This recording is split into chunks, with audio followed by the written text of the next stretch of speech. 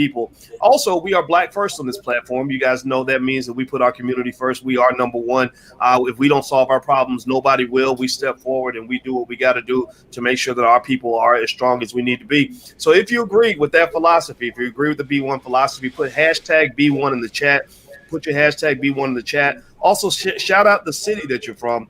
I'd like to see what city you guys are from as we go on in this conversation. So today we're going to talk about what I would actually refer to as the baby mama, baby daddy itis in the Black community. We have we have an oversupply of baby mamas and baby daddies, and and a lot of kids growing up, a large percentage of our children growing up without both parents in the house. And so without casting blame on anybody for any of this, because I'm sure that people there's blame, we're all to blame. We know that the other man is to blame as well for the structure of our society.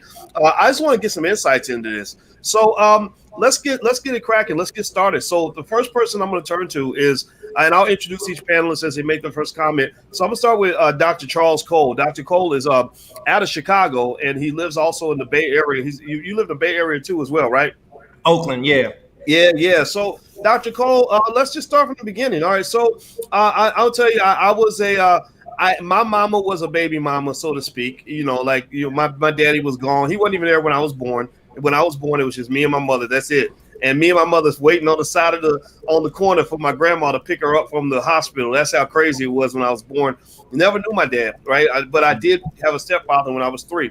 I thought that so that didn't seem abnormal to me. But as I look at the world, I think it is it seems like something's not quite right. What do you think is going on with so many children not even expecting, not statistically, not being able to expect to have both parents in the house with them on a daily basis? What do you think? Well, we know that it has an impact, right? And what the data talks about, I don't have children, but I research around educating Black kids, right? And what works and what doesn't. And what the research does say is having a father figure that the child has access to is really important. So since around 2005, the number of single Black mothers is around just north of 4 million, which is a lot of folks. But because you're a single Black mother doesn't mean that you can't make sure your kid is successful. If you can, but having that father figure with you is quite helpful. So, I think it's tough, and there's a lot of commentary I think we're going to get around why that is, which I'm interested to hear from the fathers and the mothers on the panel. But my lens is going to be through education and achievement and what we can do, whether you 2-parent or 1-parent. Okay. So Dr. Charm's also in Chicago, right? Is that right, Dr. Charm? Absolutely. Yeah. So I think it's nice to follow up with a Black woman's perspective, and Dr. Charm is one of the great Black women in this country. What's going on? Is there a problem, and if so, how alarmed should we be? I think there is a problem, but I don't want to pinpoint it as to absentee fathers. I think that the Black marriage rate is on the decline, as is the marriage rate in the country in general amongst all races. But I think because there's been such a targeted destruction of the Black family between mass incarceration and other social policies that affect us, that we're at a crisis point at this point in time. In the 50s, we had higher marriage rates than even white people. And so now we're at this crossroads. And I really think that it is something that we have to address and study and look at improving in order to be successful as a group. So I'm unmuted myself. Sometimes I just so you know, sometimes I might have to mute if I hear a little background noise. But if I accidentally mute you or something, just let me know. All right. So okay. So I'm hearing a lot of things, right? I'm hearing that obviously we know things like mass incarceration kind of cause a lot of the issue that we're facing. I think that there might be some debates about the severity of it, how much of an issue it is. So I'd be curious to ask my brother, Citizen Stewart. What's your first name again, brother?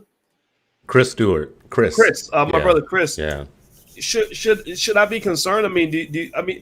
First of all, do you think that not having both parents on average statistically has an impact on the child's outcomes, or do you think it's kind of a non-issue? It's a nothing burger. What do you think? So first of all, I just would like to say that the number is going down and has been since 2010. So for Black single parent families. It's gone down from 2010 to 2020. And it's one of the only groups that has gone down. It's going up in other communities. So just to say that. Second, I just think that there needs to always be like conversation around a definition of terms. Like just because you are having a child out of wedlock does not mean that there's not a man in the family or a father there. So we have to get precise about how big of a problem we're talking about, because sometimes we talk about it in terms of, you would swear that every black child had no dad in the house, for instance. And then we have to I break the problem down into two places: external forces and internal forces. External forces being things around like all the anti-family, anti-black man policies that have existed throughout time from decade to decade to decade. And those policies have gotten more and more clever about how to marginalize black men.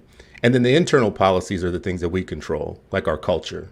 Like, are we acculturated to the meme of the single mother, the I don't need a man, person?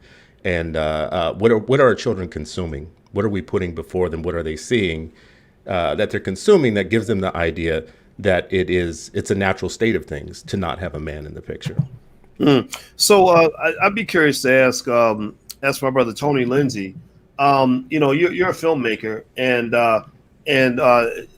my brother Stuart mentioned media and being acculturated to some of what we're seeing, and almost like that's normal.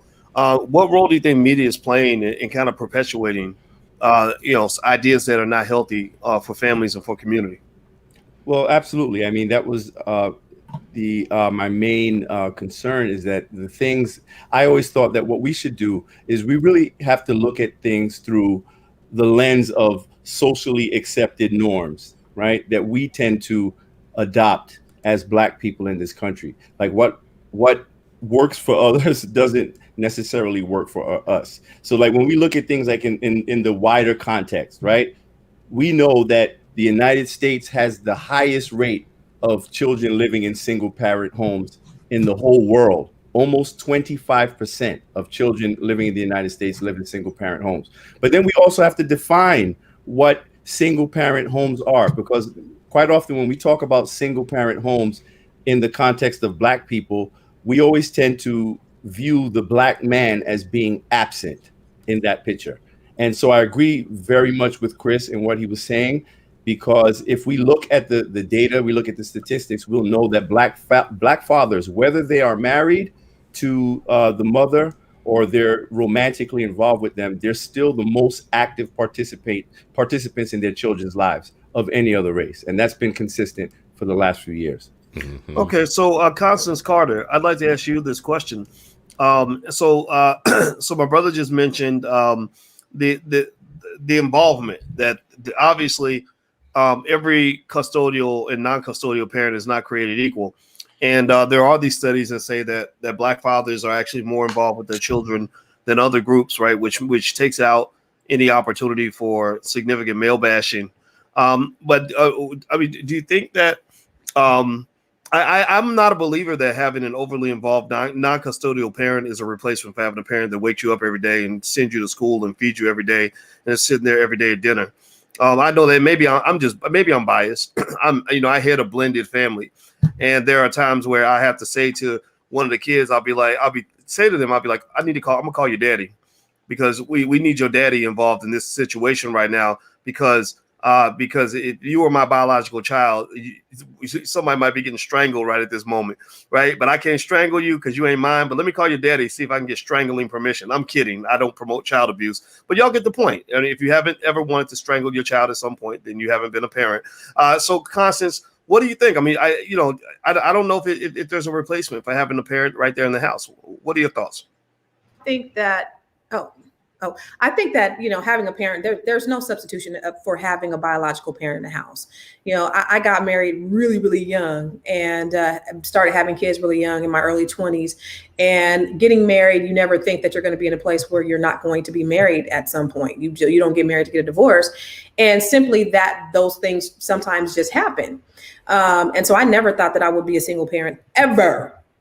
And then here comes, time and all of these other things that happen where, it happens whether you like it or not, or, just circumstances and situations. I think the biggest thing though that, we have to focus on as a community or as parents is figuring out how to make sure that we are creating the best environment with our children as we can, with having to be able to maneuver, because people, they're just not staying together like they were. People just, people just aren't. People, number one, people aren't getting married as at a rate as they were. And then when they do, like we were the last of the Mohicans, been together 30 years, been married 23 years, and you just don't think that it's going to happen, but it does. And then, when it does happen, you got to figure out how to make it as least impactful as you can for the kids. And I think that's where the focus really needs to be. As we're in the situation where we have, some parents that aren't in the house, but how do you make it as least impactful for the children as possible? And I think that's what really the focus should be. Okay, well, I asked this question to anybody on the panel. By the way, everybody who's watching, please hit the thumbs up button, share, subscribe button. You're watching drboystv.com, and we're talking about single parenthood in the Black community and what's going right and what's going wrong. I'd like to ask anybody on the panel, and I had to mute everyone, all the microphones, just got to hear a little bit of feedback. But I can, if it's on mine, I'll unmute you. Just raise your hand if you want to answer this question. What's wrong with relationships in America? I'm not going to talk about Black America. I'm not talking about just Black people. But I just kind of always thought that when you say till death do us part, that's what you're supposed to mean. Or that if you have a child, you're supposed to definitely both raise a child together. And then something goes wrong. And then, like Constance said, sometimes life just happens and things happen that you don't expect. What's going wrong? What is happening? Is there, or if you could point to any broad trend that's driving this? I mean, I'm seeing couples that will get together long enough to make a baby, but not even long enough to give birth to the child. What do y'all think about that? Just kind of do this. If you can unmute yourself. Anybody on the panel? Is everybody stumped? Okay. No, I'm not stumped. Go ahead, Dr. Charles. I think that, like I said before, America, one of the indications of the fall of an empire is a high divorce rate. And right now in America, we have a 50% divorce rate. Now, they may attribute it to finances, but what did Malcolm X say when America, or when white people get a cold, Black people get the flu or get pneumonia? So it's like we have a high divorce rate in America in general, and so this is going to specifically even more impact our people. And so we have a lot of other stressors that other groups don't have. So we're dealing with the trauma of slavery and chattel slavery and Jim Crow and redlining and all those things that come along with it. And specifically, we as a group have deliberately been targeted for annihilation in this country. And so everything we see tells us not to be a family. Even in Hollywood, you rarely see films where you have a Black man and a Black woman in a love story as a film. It's so rare, to the point where, what was that movie, Sylvie's Love, that came out on Amazon? Everybody was like, oh my God, it was great. We see it's a man and a Black man and a Black woman in love together. I'm like, that should be the norm. It shouldn't be the exception.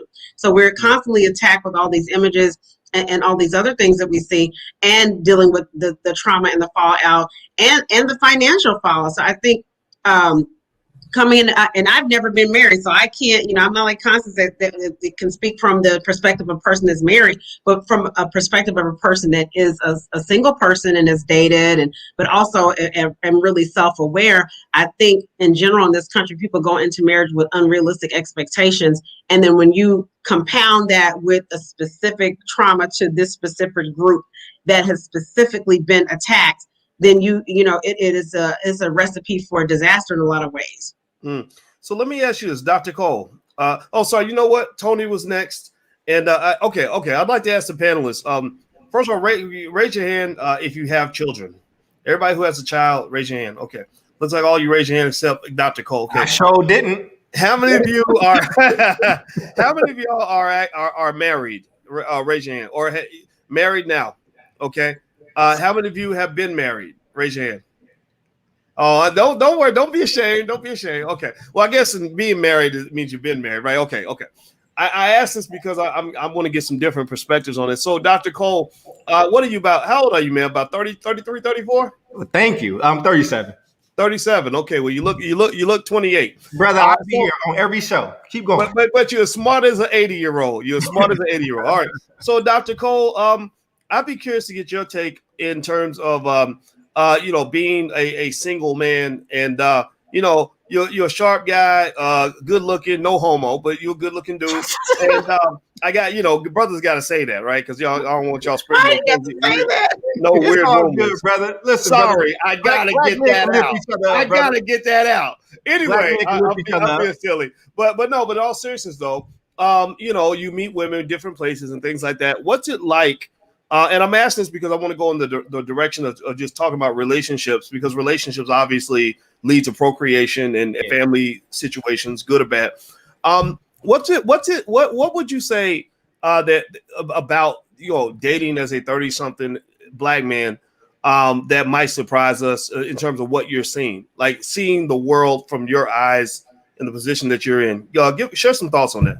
Well, one, I held off because I had both parents, but as you know from a previous show, my parents were addicts and they got clean. But I raised my brother and sister early, and I just was like, oh, I don't want to do this, and I wanted to wait and get my doctorate and start my companies and do all those things. Now I know people are gonna say you could have did that with somebody, and maybe, but that was my plan, and I worked that plan, right? I think that when we talk about relationships now, though, man, I think you have a lot of people getting relationship advice from folks that's not in relationships. So for instance, when I do get married, there are people that I have that have been married 40 years, 50 years. And that's where I will go and get that advice from, because if you listen to social media or the media at large around relationships and you don't need that girl or that girl don't need that man or this, that, and the third, it's a lot of that. It feels like it's a lot of competition kind of hopping off directly too. And I'm not trying to date somebody to compete with them. I'm trying to date somebody to be with them, right? So I think those are just things that I've seen. But again, I think that if people enter into a union being combative, which I think we see a lot more, just with I think you did a show on it, and me and Chris have talked about it before. When all this stuff was happening, when it was the summer of uprising and all that stuff, it was so many campaigns trying to put Black men and Black women against each other, and that don't really help those unions either, right? Or, when we talk about what toxic masculinity is and all that stuff, it's like, well, my grandmother taught me that I'm supposed to take care of my family. I'm supposed to be able to provide. I'm supposed to be able to do some things. So I think that the messaging has changed. I think that we are a less religious country, and I think people are living longer. So I think when you put in all that stuff in the pot, you get the results that you get. Okay, that's a good perspective you bring up in terms of this weird gender war that it seems like I don't buy into the gender war, but I'm just saying it was no, but I agree. I mean, and you see it kind of happen both ways. I know one thing. I happen to be engaged to a lady who is a couples counselor, which is a blessing sometimes. Sometimes it's a curse, and I know that she's kind of observed that a lot of the advice that people are getting online about relationships, some of it's healthy advice and some of it's just bashing. Like I enjoyed, and we have to specifically point out maybe like this, the Kevin Samuel stuff. And I want to be careful because I don't want to diss what he's doing at all. But I had a lot of women, especially, that came to me and said, I'm really uncomfortable with the fact that there are tens of thousands of Black men every day that love to watch him bash away on people who have been traumatized, who've gone through things, right? Now, to be fair, though, from what I understand, he's done that with men and women, but just that type of energy has led people to say there's got to be a healthier way to kind of deal with this. And it almost seems though that people enjoy like seeing maybe women tearing down Black men and blaming them for all their problems. And then same thing, seeing men tear down Black women. And I don't really think bashing is a way to build family. How do we go from there? How do we switch from the toxic energy to something that's more constructive, where we're solving the problem as opposed to figuring out who to blame? Anybody can jump in on that. I mean, I might be the oldest person here. I'm not sure. So, well, you look 28 also, so I don't. Well, I appreciate you. I'm like Charles too. Then I'll be here every night, bro. So I think we're fighting a massive fight against the culture of materialism and narcissism like we've never seen ever before.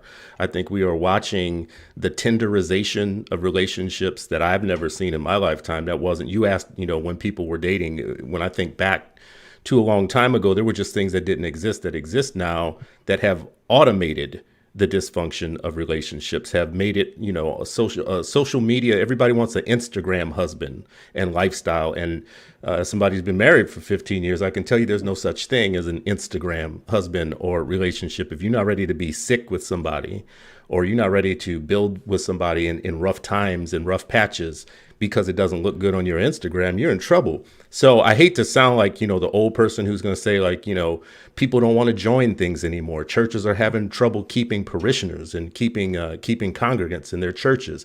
PTAs are falling apart. All of the bowling alone stuff that we've heard in social science, people aren't joining things that don't have like an individual payoff. And then sometimes they may be looking at relationships as like an accessory to a lifestyle that they've seen on Instagram that they want to live, rather than a relationship, like a real relationship in life. So I think we're fighting an uphill battle if we want to go, like, how are you going to get people off of social media, off of Tinder, off of swipe left, swipe right, in terms of, do you look right, or do you have the material goods behind you? We're in real trouble if we think that we can easily reverse the culture of it. So that there's nothing hopeful in what I just said. I'm just making an observation that I think we're fighting a huge problem. Well, you know what? I think that there was something hopeful there. Constance, I'd like to ask you what you think about this. What I heard that was hopeful in what and I'm so sorry. I see Citizen Stewart, and I keep wanting to call you Citizen, but give me your first name again, brother. I apologize. You can call me Citizen, bro. That's cool. Just because it's not a government name. Not a government name. I gotta hide out on this show, bro. My brother, Citizen Stewart. All right. I'm gonna send you that anonymous Bitcoin after we get done. That's good. We're gonna keep you off the grid.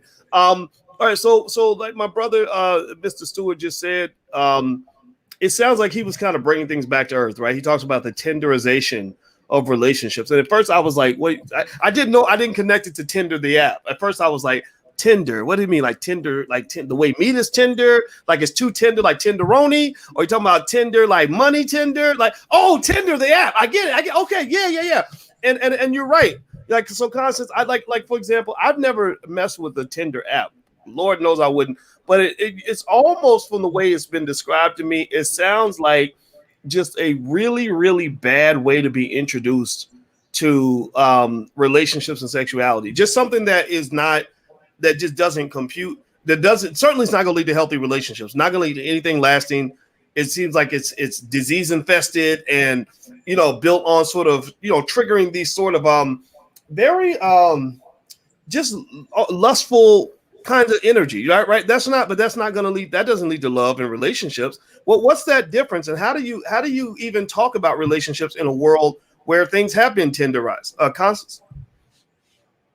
Constance is muted. I said you are talking to the wrong person in this one, because I am totally green to that whole concept of online dating. But I know one of the things I used to tell my single friends is that didn't want to get on to these dating sites. Girl, if I was you, I will be on there. Y'all tripping, because especially in this day of isolation, that's really the only way that you're able to meet new people. You really can't meet people outside of sort of the online aspect. But I don't necessarily think it's a bad thing. I've seen a lot of people who've met their soulmates on online dating, so I don't necessarily think it's a bad thing. I don't know of it as it being just a hookup thing. I think you can, if you're asking the right questions, you can establish something that's really meaningful before you actually meet them. If you're, one of the things my brother Charles that's gonna be on here he says the first thing he asks is what was the last book that you read? So you can know, if they're intellectual or not, and what kind of music do you listen to? Because I got to know if I could vibe with you. So there's things I think on that level that you can really kind of get to know people and then weed them out. And then you don't have to, sort of kiss a bunch of frogs before you really know who this person is. And dating could be very casual. It doesn't have to be, something where you got to hook up with people. I was told by one young lady, she was like, I used to date I used to do 3 dates a day. I would have to go to the same place, and I would have a date at 5. I would have a date at 7, and I would have a date at 9. It's just fun. It's just meeting new people. So I think if, as a single person, if you kind of keep it light and you're kind of just seeing what's out there, just real casual, it could be something that can be done. But Wow. Dr. Charm may have more experience than me because she's been single a lot longer than I have. So yeah, and I love. Yeah, I did that. Go, please, Dr. Shaw. I'm sorry. No, I did that too. I would, at one point I'd have like 1 at 5, 1 at 7, 1 at 9. And the whole thing is that with online dating, 1 out of 3, because I was kind of like apprehensive, especially with the apps, because I kind of was, I'd done like some of the traditional dating sites, like Match.com and all that kind of stuff. But with the apps, I was a little bit more apprehensive until I did some research, and they did 1 out of 3 married couples today have met online. And some of these apps, they have millions and millions of users worldwide. I once met a guy on a dating app, and he, we had similar education levels and a lot of things in common, and he lived a mile away from me. And so that really taught me, as far as online dating, is that sometimes it just increases the probability of you meeting people that you may not meet in your everyday life for whatever reason. Because at that time I was in school, I was in medical school, I was really studying really hard. So I didn't have time to go out and, go socialize. So I was just like, okay, blah, blah, blah. And I was like, this guy, I've never seen this guy before. We lived in the same neighborhood. So as far as online dating, I think any kind of device, whether you meet the person in a bar, meet him at the gym, meet anywhere, if you don't have the right intentions, you don't have the right goals, if you don't have the right mindset, any of it can be trash and trashy. So it's really about the intention behind it.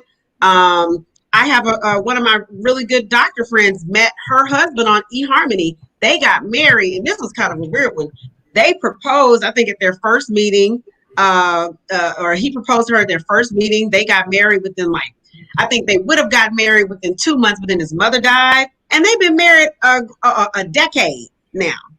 So you always hear stories like that, and I think it's quite interesting. I mean, arranged marriages got way better stats than we got in the United States. Like, we always look at things from an ethnocentric lens, right? Like from just our culture, but look, arranged marriages for a lot of people, those things work. I don't need the whole screen. That was the whole point. I'm just saying, like, they even have dating sites for arranged marriages. Like a lot of these Indian families, they will have, and I've seen that on one of the TLC shows or something. I think it was one. It was called Arranged, where all the people who were on that show, they had been arranged marriage, and this Indian couple, both of them very good education levels, this and that. They had an Indian website for people who wanted to arrange for their kids to get married, and the parents picked out the person, and it was this whole Indian dating site. I thought that was interesting. But that kind of tends to be based I'll go ahead. Tony, you about to say something? Yeah, I was just saying, but that really pretty much kind of tends to be based in cultural norms and religious, practice. So I don't know if I would really gauge that so much as far as the success rate is concerned. And I know you were saying earlier that 1 in 3 marriages, I guess, were based in internet dating.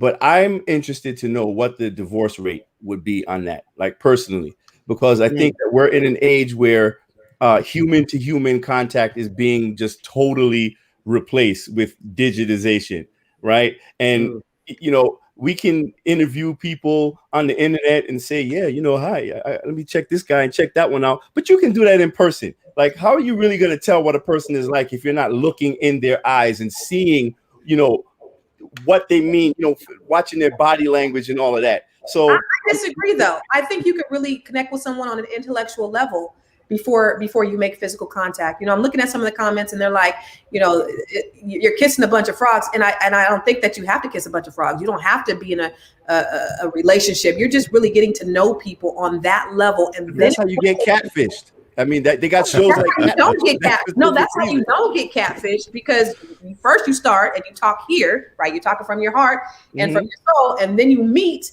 and then it could go to the next level. I mean, I don't suggest. Find out it's a 600-pound man, living in a trailer home. I don't advise you talking to somebody for 3 months online. You talk, you meet, and then you move on. And you decided this is what you really want to do. I think you guys are forgetting. I see what you're both saying. Let's get on that catfish thing real quick. I think you can be catfished. You can be catfished in both directions. You can be catfished by somebody communicating really well online, and then you meet them and you find out that they're not the gender that they said that they are, or they don't. It's just like made up person, right? And then you can be catfished in the other direction. People don't talk about that type of catfish where somebody looks good and a man you trust in a big butt and a smile, and you find out that you should have taken time to get to know what was behind that smile and what was inside that woman before you got to know what was going on the outside. Because a lot of times, I mean, if you study the science of attraction, it pretty much says that Mother Nature designed the universe to confuse you and to trick you into doing a whole lot of crazy shit. Excuse my friend. I cuss. I told myself I wouldn't do it. There you go. But seriously, like, you know, like that attraction, you know, when you get to that emotional trigger where you're like, ooh, you know, ooh, girl, he was so smooth and he was so this and so that. Next thing you know, you're overlooking all the rational things that you would have picked up if you were just talking to that person online for a while. Dr. Charm, please.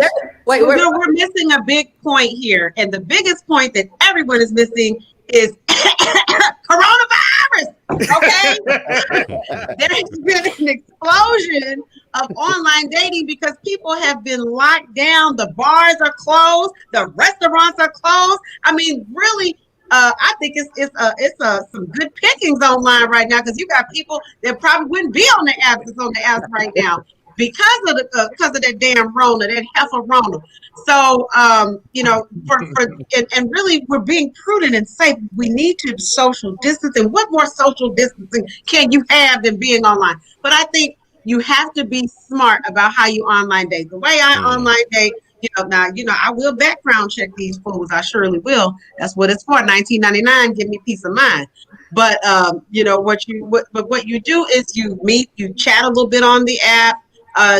For ladies who are concerned about their safety, you got a Google phone number. You don't have to give them your real number, and you can text on that Google number. You decide to meet quickly. You don't conversate for 3, 4, 5, 6 months. You talk for a little bit, and then you meet in a public place, and then you can see if it's a worm or not, if she's right or not. And then that's it. Then you prevent catfishing. Everything. It's a science to this. I need to write a book. I need to write a book. Science to this. Yes. But I'm getting mixed messages. I'm getting mixed messages about it though. You can get them. Before you hit that first day, you get them corona test results before you hit that. You know what I'm saying? But to your point, Dr. Boyce, when you have the physicality first, you do tend to overlook those other things. And there's this saying that red flags be looking like Six Flags when you're feeling somebody. So you can kind of do that and just kind of focus on and listen and hear the things that they're saying rather than what you see physically, because that could get in the way. You have those foggy goggles, or what they call them, those beer goggles that you have when you first talking to somebody. You can kind of get all that stuff out the way, I think. Interesting. So I want to go to Citizen Stewart. Mr. Stewart, you had something to say, and I want you to jump in because he came in with his real deep, serious voice, and he said, so I'm telling you, he's about to say something. I just feel like I'm getting mixed messages. Hold on. Before you do that, brother, do that real quick, I want to let everybody know, we started out talking about single parent homes in the Black community. We sure did. But we don't went into a whole bunch of other stuff. But so we just a bunch of Black people. I get a chance to talk to some really smart Black people. So if you could do us a favor, hit the thumbs up button right now, hit the share button, hit the subscribe button. And also, I should let you all know that this weekend, the Women of Wealth weekend is happening. I know Constance Carter is going to be there. Dr. Charm, are you going to be there as well? Are you? No. Okay. I thought I saw you on there, but I know you're involved with some other stuff. And so if you want to go take a look, it's for women, it's women only. Over 20 experts that happen to be all women. So if you're into that kind of thing, wealth and making money, creating an online course, whatever it is you're trying to do, go to womenofwealthweekend.com. I want to make sure I mention that. So now I would like to give the floor to Mr. Stewart, because I know you have something to say, brother. Please. Well, I just have an unfinished thought, too, because I'm feeling like I'm hearing mixed messages. Like the one message that we hear so often is that where are all the good men? Where are all the marriage bound men? Where are the men that want a quality relationship? And at the same time, we're glorifying the over dating and the use of these apps and the things and the culture, the culture that isn't a marriage bound culture, and the culture of hookup and the culture of disposability of people. Like, let me just go through 8 or 10 of them or 15 of them or 20 of them. But, that becomes addicting. You never stop. You never find that. But I do have enough people in my life that, say in my ear, this ain't working out. This isn't what I thought it was going to be. I'm approaching an age where I thought that it would already be a picket fence for me somewhere, and it's not, right? So I'm just getting mixed messages, because on one hand, the message is around how, where are all the good men, and where are the ones that want something real and meaningful from a woman rather than just the hookup. I will also say this too, as feeling old when I talk about these things, is just like, look at BET as an example. I can remember a time when the lineup on BET was Bev Smith and Ed Gordon and news and a show about finance and a show about this and a show about that. And now you look at where our culture has gone, and it's a lot of love and hip hop, a lot of broken relationships, a lot of like hoochie mama-ness, a lot of this. Yes. And I will also say, I just want to add this one last point. I do have a child, a grown child now, with a previous wife, but I never had a baby mama, right, in my life. I had a co-parent, right? And that's a whole different relationship. That's a whole different cultural relationship, and it ended up successful because I never had a baby mama. I had a co-parent in my life. So I don't know. Maybe y'all can help me with the mixed message that I hear about these things. I love it. Dr. I was going to pile on the mixed. So one, I just want to acknowledge the pretty women privilege that y'all talked about with 3 days. right. Listen, if you're doing that, you're either going to be broke or trifling. You're going to be broke because you're paying for good dates 3 times a day, multiple times a week, and that's expensive. Or you're going to be trifling because you ain't paying for something. They're going to be like, sister, he trifling. That's just one. I just want to acknowledge this pretty women privilege.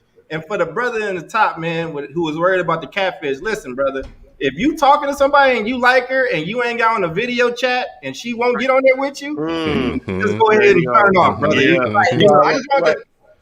Those things just came up, and I just wanted to make sure we addressed it. But I do want to just kind of circle back to like the name of the topic, right? Which is around, single parents, and we having a good time talking about dating and what does dating look like in our community. And again, you got to do what works for you. You know what I'm saying? And it's some stuff out there that probably ain't for me. But on Instagram, I was like, wait, did I just see 5 like polygamy pages? I didn't even know that was something that was out, right? You know what I'm saying? That's on the rise. I think people got to start living their life for them, right? And stop living it for the gram and Twitter or whatever the case is. What do you want out of life? Claim it, and you should just go for that thing and not really worry about what people got to say. Because when you try to fit in a box that you don't fit in, that's just going to be uncomfortable for everybody else. And I want to shout out Chris for what he said. Like, yo, just putting it out there. Me and my first wife didn't work out, but we was co-parents. Like, it's a very different situation when it's a baby mama, baby daddy situation versus, hey, we in a partnership to raise this seed. So I thank you for saying that. Dr. Charm? I said it last night, and for people who missed last night's broadcast, I am so team therapy. We can joke, and I know they're going crazy in the chat right now about the online dating. But in the end, people, we've got to have mental health together. I think as a country, black, white, whatever color, I think we have unrealistic expectations of marriage. The absentee father really affects women because that's our first. It affects women and men, but for women, it's really tragic because that is our first example of a man and our first example of a man showing love to us. And so I did not grow up with my father.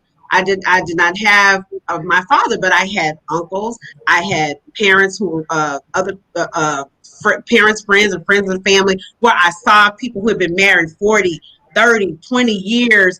And I've seen healthy examples of that. And I've also, gotten therapy, because otherwise we have all these broken people who are walking around resentful, and they're taking it out. The women with daddy issues and men with mama issues, men with daddy issues, and they're taking it out on the significant other and abusing them and projecting all that onto that person, because people really are walking around not getting the help that they need. I had a conversation with a guy this evening. He was talking about, my mom really messed up the relationship with my stepdad, and she really messed it up, and I really resent how she did him and treated. And that was, I'm like, how many years ago this happened? That was 18 years ago, and he's still walking around carrying this. And And this same conversation, the guys, I said, so what about therapy? Have you thought about therapy? Well, I talked to my boys, and I think, I'm strong. And if I go to therapy, that's me showing weakness, and I should be able to handle that on my own. And then we continue to have these kind of attitudes. You're going to have a bunch of broken people walking around, terrorizing other people when they get into relationships and not valuing the relationships that they have. And then when you get out of that, it's like a disease, like the corona. You done coughed on this person, then they cough on the next person, and you're just carrying that over into relationship. It's enough already. You got to put a stop to it. Go to the therapist, my God. And I tell people, they got a doctor. If something's wrong with your heart, you going to the cardiologist. If something's wrong with your kidneys, God forbid, you're going to go to the kidney specialist. If you got a problem with your nether regions, you're going to the gynecologist and to the prostate doctor and everything else. There are people who are here for your mind, and this is what they do for a living. They love to do it, and they are here to help you figure out your life. So there's nothing wrong with getting help. Get some help. But to your point, Dr. Charm, mental health is sort of taboo still, even though we're talking about it in the Black community. So how do we get that message out, especially to our Black men? And I don't want to paint you with a broad brush, but a lot of times Black men, they don't want to see no therapist. They don't want to see nobody. This generation, my mother's generation, because I'm 44. Child is 44, honey. Just turn. And you look 24. Please continue. Hello, juices and berries. But really, my mother's generation, everything was a secret. I mean, and this is straight off the plantation. It's a secret. And I watched Underground. If y'all ever seen Underground, that Ernestine, honey, that show really showed me that if you tell certain things, that can get you killed. So you have to understand that generation where we've got to keep this a secret. We've got to keep it in the film. We got to keep it to ourselves. I really appreciate this millennial generation, what's happening now, where getting therapy and getting mental health help is really something that is, this is in now. Everybody is talking about that. I think Beyonce donated money to mental health during the coronavirus. That was one of the things that she donated a lot of money to. So people are really starting to speak out about things. Taraji has that mental health. She's got the organization of the philanthropic, and she's doing podcasts about it. So we've got to take the stigma out of it, people. And I really encourage everybody to get yourself a Black mental health professional, because there's certain things you don't have to tell them. You don't have to walk in here and say, well, this what happened was racist and this is how it works. You don't have to that's a great point you're making, Dr. Charm. I want to let's jump in on that mental health piece, because one thing I'll tell you is that I'm a believer in intentionality, and when Dr. Cole was talking about an arranged marriage, I thought about it. I said, I almost feel like I was in an arranged marriage, but I arranged it myself. And what I mean by that is, I one of the things I thought about when I was really trying to figure out, here's the thing, our children don't have both parents in many cases because we don't necessarily have intentionality about our relationships. And what I mean by that is, I wonder if we even understand what the word commitment really means. My dad was a old school, the one who raised me. He was an old school kind of, simple Southern Black man who believed in things like personal responsibility. He would just say, if you want something, just do it. Stop bitching, just go do it. I cussed again. But there's something to that simplicity, because it takes you out of the excuse zone. That we many of us, all of us get trapped in the cycle of excuses. I didn't want it to happen this way, but it did.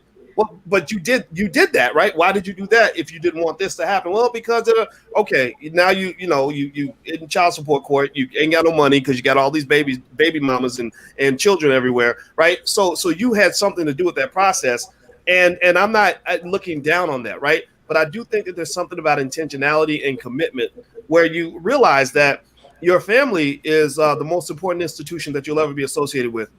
Your children need you to be the best that you can be for them. And here's the thing: when you're talking about what's supposed to be true, what's supposed to be true is that when you make a commitment, you're supposed to stick to it. What's supposed to be true is that when two people have a baby together, they're supposed to raise that child together, right? It doesn't happen that way. And I think part of it could be because maybe we haven't thought deeply about what commitment really means. Commitment doesn't really mean you do it until you get bored or until it gets hard or you stop when it's not fun anymore. Commitment means that you make a commitment to do something and you stay with it, right? And here's another thing too. And this is not me in any way judging anybody's situation. Everybody's got crazy stuff going on in their life, but there are tools out there. To your point about therapy and things like that, there are tools out there. There are books you can read, videos you can watch on YouTube, therapists you can go see who will tell you, okay, here's how you can work through this problem you're having with your partner. This thing that made you so pissed off that you feel like you got to leave. Here's how you can process that, right? And I don't think people do that. I think people say, I ran into a problem, I couldn't solve it, so I bounced. Well, did you try? Did you do the research? Did you find out what somebody else out there, other than some asshole on the internet? See, there I'm cussing against 3 in a row. 3 strikes, I'm out. But some person on the internet who don't know nothing about relationships, but you followed them because they got 300,000 YouTube subscribers, gave you some dumb advice, and now your life is a mess. No, go to the professionals because they study this stuff. They have science that says couples who do this are 80% more likely to last than couples who do that, right? They have the research. Follow the research. You are passionate. Harder, please. But you're passionate. I love your passion, brother. To your point, I love all that passion, Dr. Boyce. I love it. But to your point, I'm just looking at the comments, and I just wanted just to touch on something because somebody said, well, what about Jesus? Give it to Jesus and he'll take away all your problems. And that's, I'm not taking anything away from your personal relationship with God or anything like that. But I think Black people are the most religious people in this country, in the world. We believe in God more than anybody. And, we believe in Jesus, and we were introduced to Jesus by, white man, right? But we believe in Jesus more than anybody. And so the only issue with that is we think that a pastor who is not qualified to counsel you is going to be able to help you save your marriage. We believe that if you go to church and you read the Bible, that is going to help you to be able to save your marriage. And in fact, it's not. In fact, to your point, Dr. Charm, to your point, Dr. Boyce, there are people who have gone to school for this very thing. And so we as Black people, we got to get out of the religiosity and start getting to some people who understand the brain, understand the psychology of marriage, and can really help get you on track. And that's the thing with Black people a lot of times is we want to go to the church house to get our counseling. Okay, let me just interject on behalf of Black Jesus. Just here's a message from Black Jesus. I don't know what Jesus, not everybody got the same Jesus. Some people got the Jesus that, you be up in the club on Saturday night and the church on Sunday, and Jesus just washes it all away and makes it okay. That's not the same Jesus. I don't have anything profound to say except to say people in churches, whether we like it or not, statistically speaking, have better statistical outcomes. Children who go to church once per week have a different trajectory than those who don't. Those who go to church twice a week, and some of us are Baptist people and understand what twice a week and 3 times a week can look like, they definitely have different trajectories. So I'm not saying it's perfect, but I am saying, and I'm all for therapy. Listen, if you need somebody to talk to who gets paid a lot of money to listen to you and help you out, I'm all for whatever professional help you need. But Black Jesus can help too. I just want to be clear about that. Church going people have some of the strongest relationships. Some of them have stronger commitments. When I just heard you use the word commitments, I was thinking to myself, man, that is such an undervalued terminology. Commitment. I know people can't commit to a hairstyle. Can't commit to can't commit to anything for longer than 5 minutes, and that's a lost art. Because I know my grandparents and from their generation, they committed to a lot of things they didn't want to do. They did things every day that they didn't want to do, but they were committed and they had to because they were men and women, stand up men and women. They just had to do it. Well, Tony, I want to bring you back in. I feel like we've cracked the code in terms of knowing what we can do to help our children. I think we've decided, it seems to me that we've concluded that therapy can help. And to Brother Stewart's point, I'm also a believer that your faith can be a plus or a minus depending on how you use it, right? Yeah. Like you mentioned, Brother Stewart. You mentioned that, you know, when you talk about Jesus, there are different Jesuses. There's the Jesus that's really going to challenge you and test you and make you hold a standard. Then there's the easy Jesus, right? The one where you can just do whatever you want and it all washes away because it just did. And so I think that when you talk about that, right? Like I'm a person that doesn't go to church, but you know, when you talk about faith, when it's practiced on a serious level, there are principles there. There's guidelines there, and it's very healthy. You know, very healthy information that you can actually retrieve from the Bible. That's full of wisdom, right? And there are pastors out here that are excellent counselors. You know, they're not just thumping you upside the head with a Bible. They're giving you principles that actually couldn't be beneficial as a backdrop against other forms of support that might come through therapy, right? So like anything else, the power of religion, I imagine, can be productive or it can be toxic, right? Because we've all heard the stories about some of the religions that go too far, where, you know, kids are getting molested and just, you know, women are getting beaten and things like that. But when you see it in a healthy context, I'm thinking, I don't know, for example, like a TD Jakes. I don't think anybody's all of us can probably think of a time when we heard something TD Jakes said and said, you know, that makes sense, right? Because he's got not just the wisdom of a pastor, but he's got the wisdom of an older black man who's lived life, who can relate to us, and that's why we appreciate him. So, Tony, so what would you say if I were trying to do this thing and trying to make it work and really trying to hold my situation together and my family and everything? What would be some advice you might throw at me so that I can really be there for my children the way I want to be? Well, I would say, well, in the context of where we're talking about church and the like professional counseling, we tend to view this through a lens of either or, when actually, you know, they can both work in tandem. Like, so there's never, you know, you don't have to choose. And, you know, I'm a pastor's son. Like, my father's a bishop, you know, in a Pentecostal church. And there's a scripture that says faith without works is dead. So you can have faith. You know what I'm saying? And it doesn't absolve you of the responsibility of doing what you need to do in order to make things work, especially for your children. So, I'm a single father. You know, I have 4 children, and right now my son, he's 13 years old. He's the last one, you know, getting ready for high school. And I've had custody of him since he was a baby. And, you know, I tried a lot to make things work. So I'm old school. You know what I'm saying? I'm old school. So I come from the school of, like, you know, where you really do what you have to do to make things work. You know, you have that intentionality like you were talking about earlier, you know, but I think society today, it really works hard to erase that intentionality that you have when it comes to these relationships that we engage in with each other. So I think, you know, we need to just, as a community, just kind of try to figure out ways of not always looking to replace one with the other. We can still do what we have to do together, especially as it comes to, you know, rearing our children. Okay, that's a good point.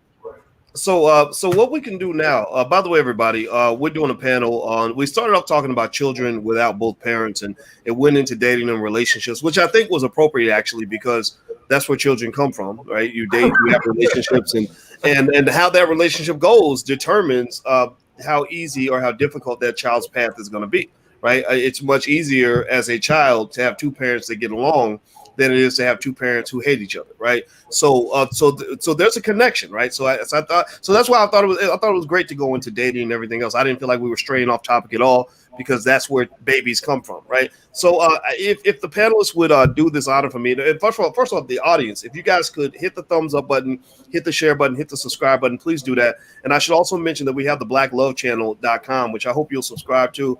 Because that's actually where a lot of our relationship kinds of conversations go, and I like to hear from a lot of perspectives, or anybody that can help you have a better life. Because you guys know that I do a lot of wealth talk. That's a big deal. But as I thought more and more about wealth, I started realizing how important relationships are to your ability to build wealth. It's hard to build an empire when you're spending all your time fighting with your number one partner in that empire, right? Any empire in history that I know of where the 2 leaders of the empire are at war with each other didn't last very long, right? So do not disconnect the importance of maintaining healthy relationships with your ability to build. It might even come down to just business partners.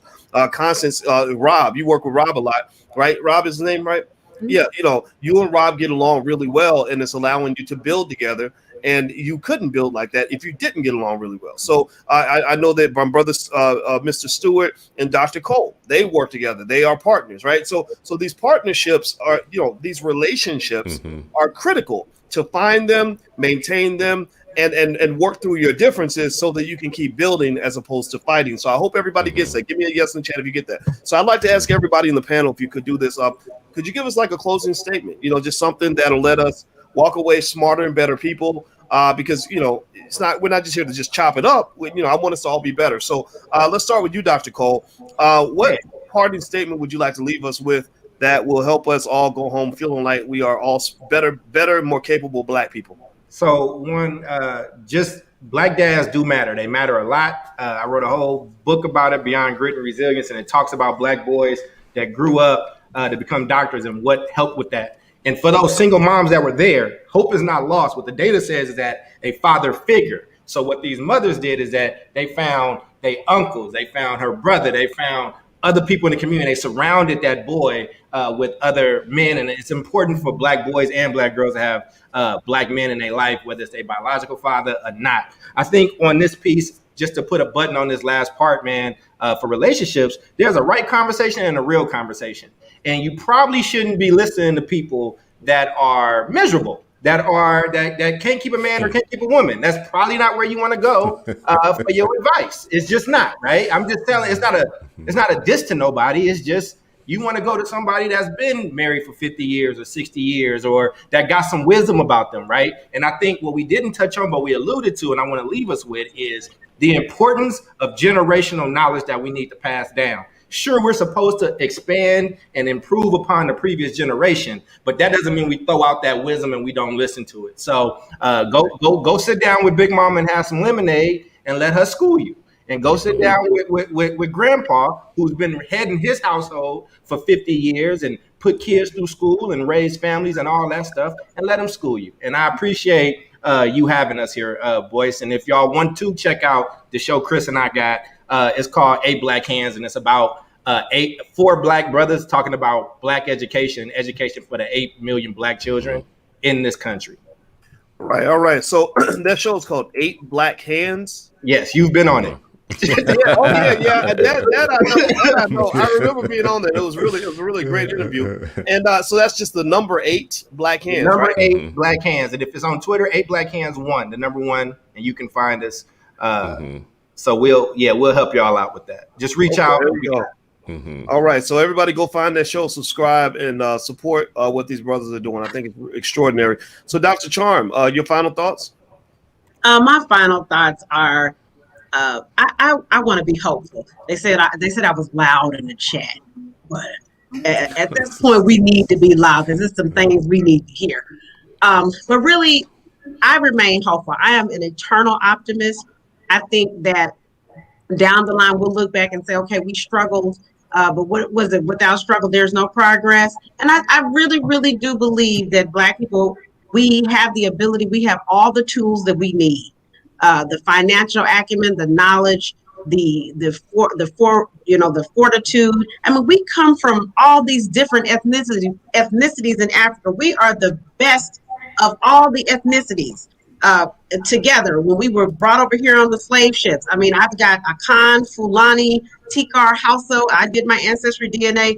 And so we really are the best. We are the ones who survived. We are the ones who made it. And we have everything in our arsenal to be successful. And I think that if we know that and really internalize that there is nothing that can stop us. And so, this whole thing with marriage and the fatherhood and that kind of thing, brother, I think it was Brother Tony, one of them already said that Black men, 70% of Black men are involved in bathing their children, changing their children. So just because they may not be married on paper doesn't mean they aren't involved in the life. Just because a woman isn't married doesn't mean she doesn't have male role models for her children. We are really fighting against the legacy of chattel slavery, the trauma of all these things that have happened to us. And we are such a brilliant, bright, and shining people. We have nowhere to go but up. And I am hopeful, and we're going to do it. We are going to do it. We have to believe it. We have the tools. We really do have the tools to do it. All right. Yes, we do have the tools for sure. And my brother Tony Lindsay, your parting thoughts for today. Oh, let me unmute him. There, I think you're muted, brother. Okay, can you hear me now? Yep, sure can. Okay, yeah. Well, one of the main things missing from the conversation uh, at large has been the black male perspective. And because we've been trained to see society, uh, well, society has pretty much kind of trained us to dismiss that perspective. And that perspective is why I even chose to write and direct and produce my movie. You know, we love our black women, but we have to also recognize that black men are under attack in this country, and we do have a voice that is quite valuable. And you know, it needs to be heard, even if society says otherwise. And we talk about patriarchy and toxic masculinity and all of those things, which are literally defined through the actions of white men, but somehow it always gets scapegoated to black men. So I think that dysfunctionality in relationships, in black relationships, is something that it sells. You know, that's why we have the love and hip hops and all of the weird, ridiculous drama that we've come to love. You know, social media, news media, Hollywood, they always propagate these types of images that we tend to glorify and enjoy, but we don't realize how it actually kind of reverses back and harms us as a community. So what I would like to just say to all black people out there is that we let's just remember that we're in this together. Well, what's can you give everybody the name? Give everybody the name of your film, brother. I don't have it in front of me. Yeah, the name of the film is Where Hearts Lie. Where Hearts Lie. Where Hearts Lie. And where can we watch that? Because everybody in here, they support black, so I want them to know exactly how they can support you. Yes, well, right now it's you can find it on Amazon Video, it's on Vimeo, and it's about to be on all the streaming platforms. I think it's also on Tubi right now as well. So okay. we're putting it back. Great. Out. All right, everybody in the chat, give me a yes if you plan to go support this brother's movie. And also, you saw my brother's book, Beyond Grit and Resilience. I hope that you will go support the book. Remember, we're building a black economy here, you know, and nobody in here that's showing up in these panels is paid to be here, but everybody's got bills to pay. And and I hope that you will show as much economic love to the black people that come through here as we show to white folks, because y'all know we love giving our money over to massa. That's some of us act like that's our life destiny. All right, so I'd like to move on to my brother, Citizen Stewart, aka Chris Stewart. Is Chris Stewart your actual name, or should I just keep calling you Citizen Stewart? Now you done busted me out. Now everybody know me. The feds will be at your door by 9 o'clock tonight, right? All right, so my brother, Citizen Stewart, your final thoughts? Yeah, I just want to clarify a point. When you say that me and Dr. Cole are building something together, I want people to know we ain't that kind of partners.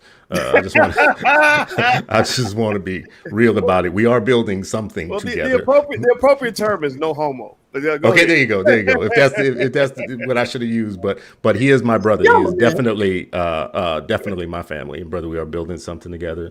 So for my final thought on all of this is, we awfulize our people in so many ways, and we find new and clever ways to awfulize our people every day. I just want to say shout out to those of us and to the people that I know that are doing the right thing, that are taking care of children, that are voting, that are starting businesses, that are teaching the children in their communities how to start businesses and what it means to own yourself and be yourself, who are building churches and planting churches and growing them and growing people of faith, who are mentoring, who are feeling blessed by God to have more in their manhood to offer fathering to a broader set than just to their own children, to a broader humanity. Shout out to the people that think that way and do that every day, because they do exist. They are invisible to media, and sometimes we participate in the invisibility of the good people that are doing good things every day. We study failure a lot, but we rarely study success and then demystify it for young people. So shout out to the people that are doing that. Shout out to the people that are doing what you said, that have a commitment to things, to each other, to a culture, and to building. That was one of the most important words I heard out of any of this tonight, was just, a relationship is not just being together. It is building something that didn't exist before. It's producing in the world for the race, for the culture, for yourselves, for your communities. When I said earlier that we have two places that we have to fight the external and the internal. We have to fight the external things that are anti-family, anti-man, anti-family, anti-community, intact unit, systemic racism and disempowerment, putting more people in cages than on stages. We have to literally attack that as much as we possibly can, because we can't blame everything on other people, but we can blame the things on other people that they deserve to be blamed for. And then the last part that I'll say is the internal stuff. We have to do our work to recreate the internal culture that we have, a culture of marriage, a culture of togetherness, a culture of belonging, a culture that honors its children and asks questions like, how are the children? And knowing that your entire society lives and dies by the answer to that question, how are the children? That's my final thought. Wow, great question. How are the children? There we go. Everybody type that in the chat. How are the children? Think about the children. Stop thinking about yourself all the time. Miss Carter, speaking of the children, Miss Constance Carter has a son that is an avid investor. He's richer than most white people, and he has been investing in stocks and making big money. What's he up to? About 40, 50K now? He's at 40K. Yeah. But it's all due to this brother up here at the top. That's where it all started. Yes. There you go. 16, and he's at 40K right now. I think he made about 12K in the last month. Wow, that's what I'm talking about. So, Miss Carter, what are your parting thoughts?